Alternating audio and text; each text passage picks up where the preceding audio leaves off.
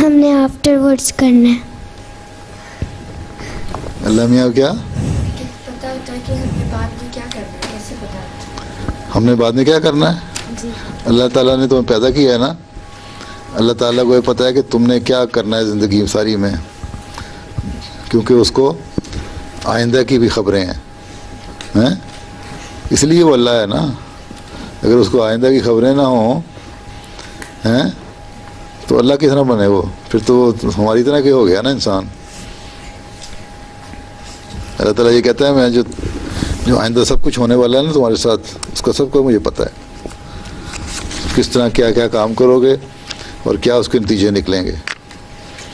और इसलिए दो किस्म की तकदीरें होती हैं, एक को तुम लोग अगर दुआ करके अपनी ठीक करके बदल के अच्छा भी ला कर सकते हो, और उसके बुरे काम करोगे तो उसके बुरे नतीजे निकलेंगे।